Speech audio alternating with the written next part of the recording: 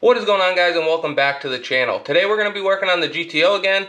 For those of you that don't know, this is our 05 GTO that we picked up as a completely gutted shell of a roller. We had to put the engine, transmission, suspension, brakes, interior, everything back together on this car. And if that's something that interests you, you can go back on the channel and check out our GTO playlist. We've got everything that we've done to this car on that playlist, and there's a lot of good information in there.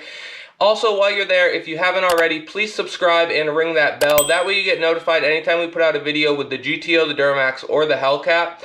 But today's video is going to be about putting a new fast-acting temp sensor on this thing.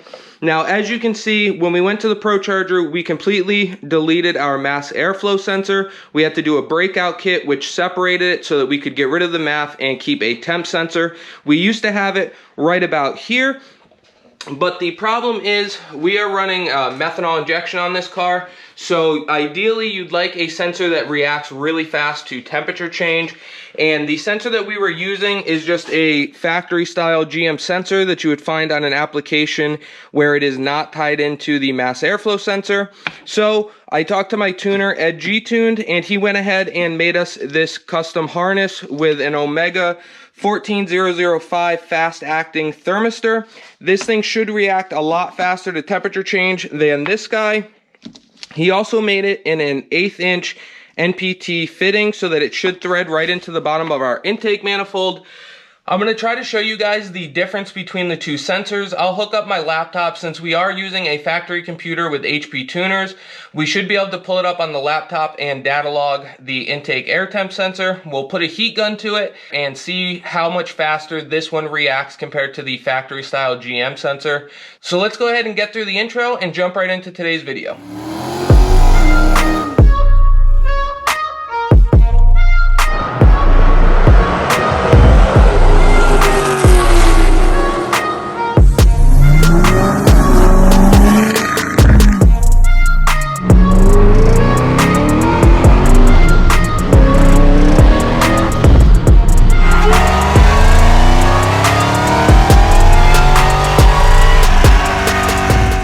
Alright guys, so now that we've gotten through the intro, one of the first things that we're going to have to do is pop this intake manifold off. I'm hoping that we can do it without loosening any of our fuel lines. They are AN lines, so they come apart and go together pretty easily, but we don't have any leaks right now, so I'm trying to keep it that way and not have to mess with it. So I think what we're going to do is just undo our charge piping here, and then unbolt the intake manifold and try to just tilt it up a little bit and get to the ports. The ports are under it right back here. We're also going to have to take this strut brace out. So I'm going to go ahead and get set up. We'll pop the strut brace out of the way and then start getting this intake manifold hopefully lifted up enough to get these sensors under it.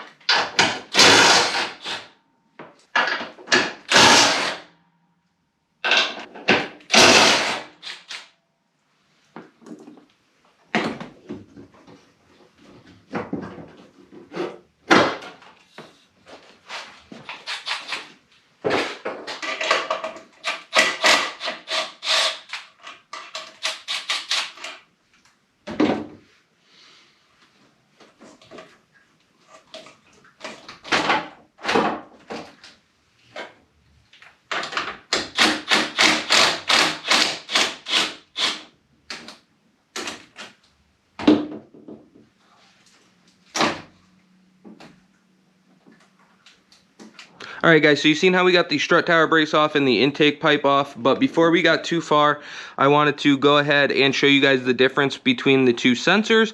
So I went ahead and took our intake air temp harness and I cut it back a little bit and just threw some quick crimp connectors on it. They are heat shrink. I didn't heat shrink them because, like I said, this is temporary and just for demonstration purposes. So now we're going to head over to the bench and I'm going to show you guys what we did with these sensors themselves so that we can test them real quick. Super simple and easy. I just went ahead and took the GM sensor, the pigtail for it, and put the male version of those plugs on it. And then I did the same thing with our new temp sensor, put the male version. These ones I did heat shrink because we might be keeping these. Not sure yet. I might cut it back and solder it in. I haven't decided. But now that we've got those set up, we've got the power on to the GTO. We just turned the battery on, so we're going to go ahead and open our laptop here. And we will pull up HP tuners. Let's get the VCM scanner open. Let's go ahead and connect to vehicle. It is connected, so now we can start scanning. And you can see I've got the temp sensor right here. It's reading -40 right now, which is its minimum value since we have the sensor unplugged. So now what we're gonna do is we're gonna go ahead and hook up the factory style GM sensor. We're gonna plug that in over here. And what we're gonna try to do is I'm gonna use my heat gun right here. We're gonna set it at about 150 to 200 degrees. And then we will aim that at the sensor. We will see how fast the temperature rises up to that temperature. We're gonna do both of those things in a log. I will show you guys, and then we will take a second and look at the log and see. It should give us a chart versus time so that we can see how long the sensors actually take to react to the temperature difference. Now this can be very beneficial for a few reasons, especially if you're spraying methanol like we are. The faster that sensor reacts, the better it is. So we're gonna go ahead and get set up for this, and we will do some testing and see how much faster the sensor actually is. All right guys, so we've got our factory style GM sensor hooked up here. We're gonna be using our heat gun, and we have it set at 180 degrees. We're just gonna aim it right at the temp sensor, see how fast it comes up. So let's go ahead and start. 93, 100, 125, 58, 62, 76, 80, 185, 187,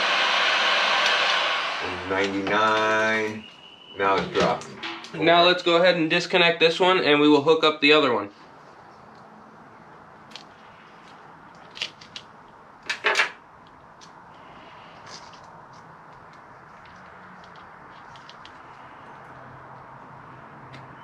Alright guys, we now have our new temp sensor hooked up here. We're going to set the heat gun once again, and we will start heating this thing up. So let's go ahead and test it.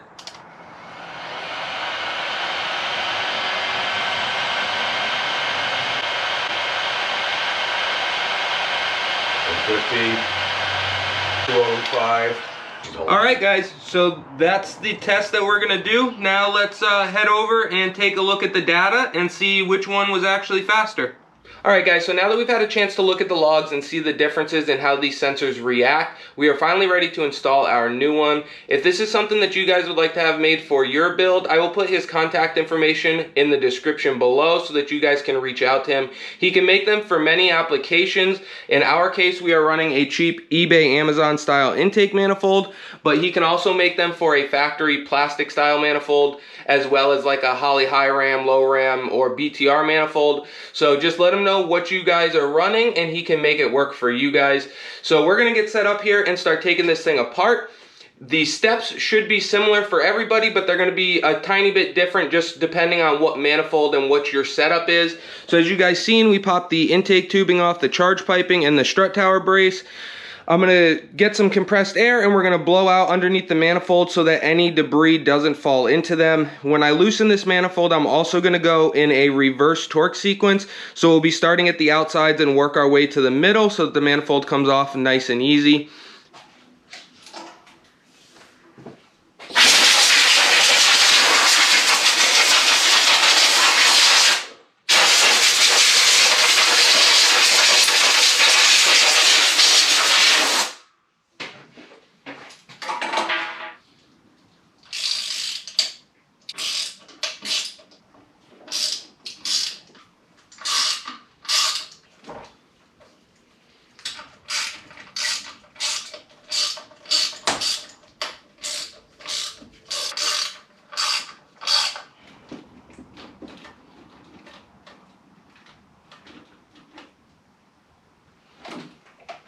Doesn't seem like we're gonna have a whole lot of room to work with here. I'm hoping maybe I've just got something zip tied back there holding us, or we can just loosen one or two things and get this thing up out of the way.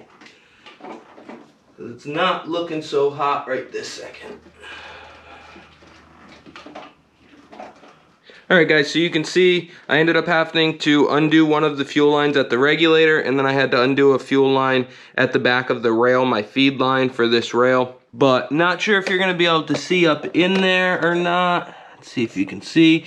You've got a port here, and then there's two 1/8" ports behind it, and then another bigger port. We're gonna go to the 1/8" port that's behind this one. No good way for me to show it to you guys, but I'm gonna try to get that plug that I have in there right now. I'm gonna try to get that out, and then we'll start putting the new sensor in there. I'm gonna put some thread sealer on it, tighten that thing down, and then once we do that, I'm gonna put new seals on this. It's got these seals that came with this cheap eBay manifold, and they must have swollen because now they won't go back in properly. Luckily, I've got an LS3 intake manifold sitting over there on the bench, so I will steal the blue, I think they're Felpro seals, out of that one, and we'll use those on this manifold. But let's go ahead and get that plug out, get the temp sensor in, and then hopefully we can finally start reassembling this thing. Let's see if I can get the plug that we're gonna use. Let's see if we can get that out with a little wrench so that we're gonna know if we're gonna be able to get the new one in using a wrench, because that might be our problem. We might end up having to take more than just this plug out.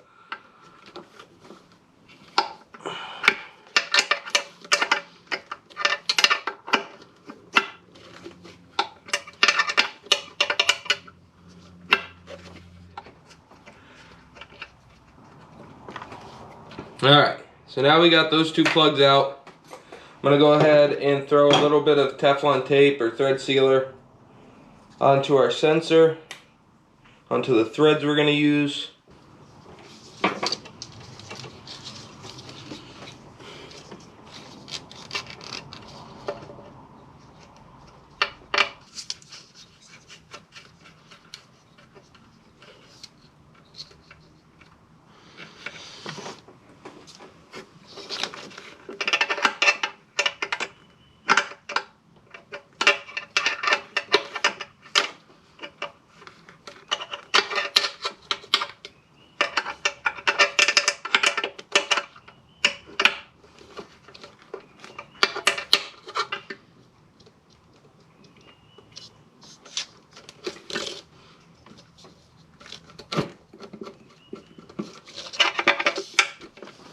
Alright, so now we've got our sensor in.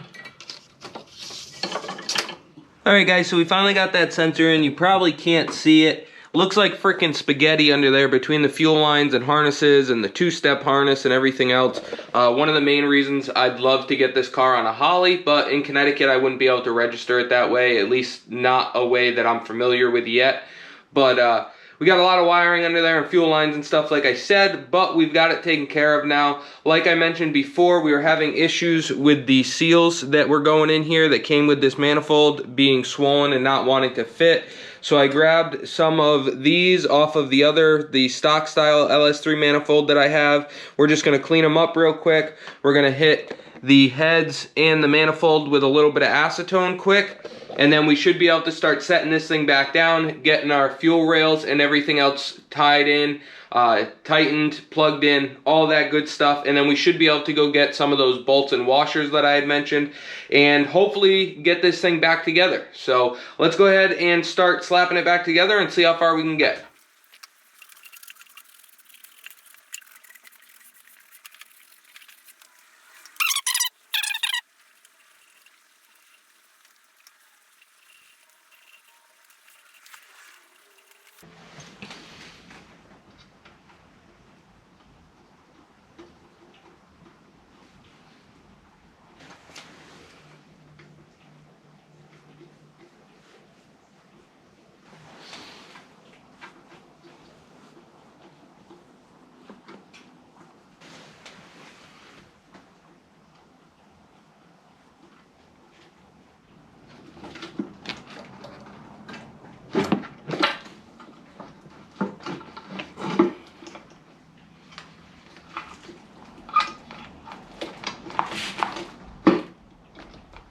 Alright guys, so now that we've got all the bolts started in the manifold, I'm going to go around with a little 1/4" drive ratchet and I'm going to run the bolts down to just after they touch the manifold. We're not going to put much torque on them yet. And then we will go around in the torque sequence with the torque wrench and run the first pass at 44 inch-pounds. And then we'll go through the torque sequence again a second time and run them down to 89 inch-pounds. I'll put the torque sequence up on your screen here in a second, but let's start running through these and get this thing tightened down.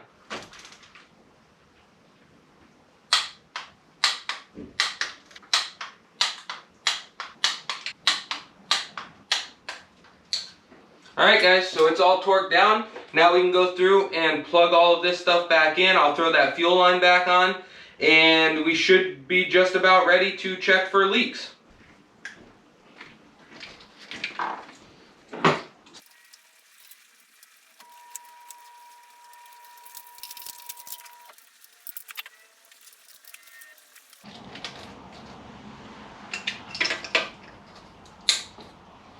Let's go ahead and power up the car.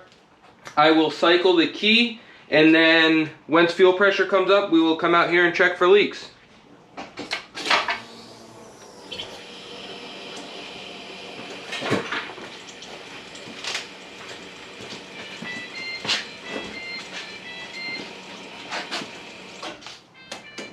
Alright, I don't see any leaks, guys, so let's go ahead and finish putting this thing back together. Alright guys, so it is pretty much all back together, and I think we're ready to try firing it up. Alright guys, so it is a day and a haircut later. I figured I'd hold off on starting this thing up last night. It was getting pretty late, and this thing's kind of loud, so I figured we'd wait until today. So let's go ahead and get the battery kicked on. We'll get the garage door opened up, pull up HP tuners, fire this thing up, and make sure everything seems good.